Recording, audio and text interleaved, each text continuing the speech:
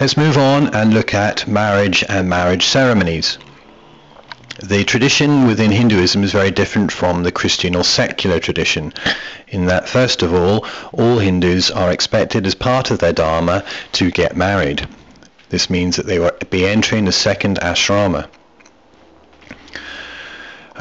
In tradition, the Hindu marriages would be arranged. They'd be arranged by the parents, and they'd be arranged on the basis of compatibility. So marriages were not based on love. They were based on similar outlook and social status in life. So one guiding principle would be that Hindus would normally arrange their marriages with couples from the same varna or layer in the caste system. This would mean that families with the same sort of occupations or businesses would come together with the benefit of often extending the wealth of the families.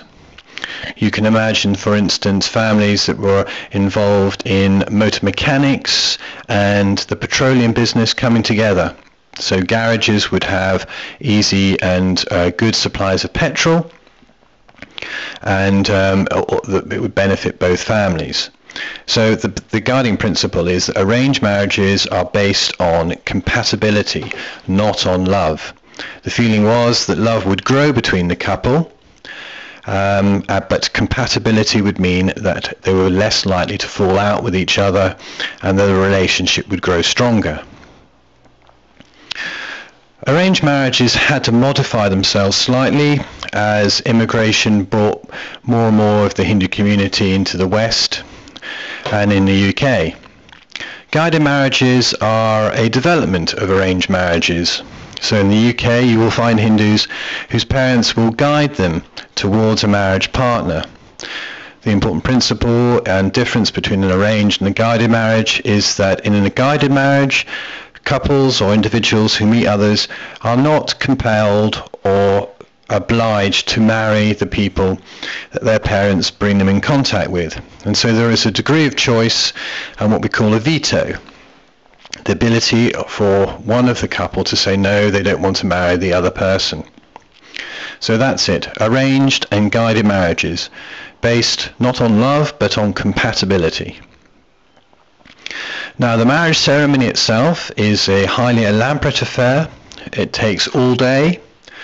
It's held either in the bride's home or in a hall. The hall could be attached to a mandir. It begins with the bride getting ready on the morning before her marriage. All the female relatives will come round to her house and she will have mehndi patterns painted on her feet, her ankles and her hands with henna dye.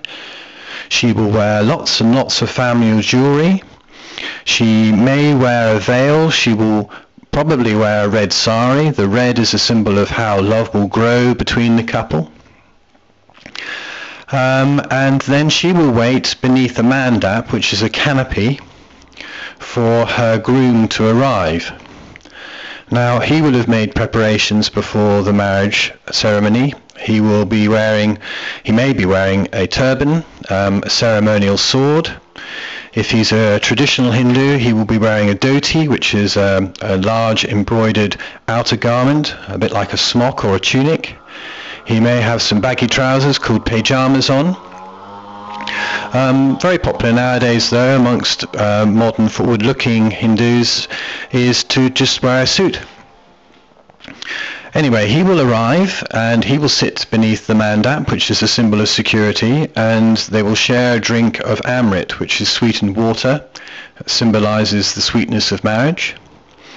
Once they've done that, shared that, the couple will be showered in rice, which is a symbol of fertility.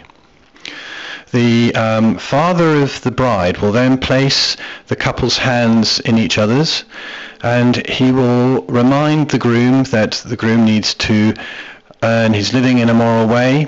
He needs to do his dharma in general. He needs to seek his pleasures in a moral way, and he needs to be faithful to his bride. The mother of the groom will then give the bride an auspicious gift. Traditionally, this would be a piece of jewelry that would be a family icon. or heirloom. Following this, the couple's wrists will be bound together with 24 threads. The 24 threads symbolize each hour of every day that the couple are spiritually bound together. Once they've done that, they take 7 symbolic steps around a Havan fire. The Havan fire brings the realm of the gods into the marriage ceremony and offers the blessings of the gods. The groom will make offerings to the fire god Agni.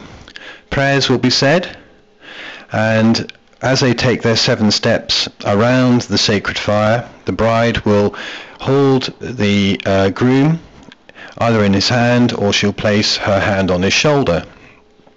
Each of the steps is taken as they recite a prayer, and the steps stand for food, power, wealth, wisdom, children, health, and friendship.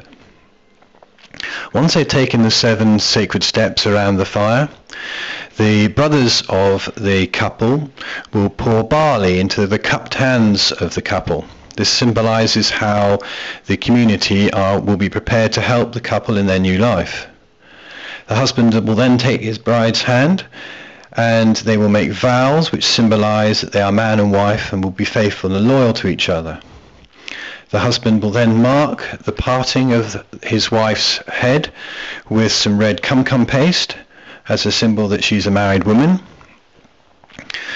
Following this, the bride will stand on a stone. This is to show that she's willing to overcome problems that might happen, and that she will do her duty, her dharma, in a steadfast and strong way.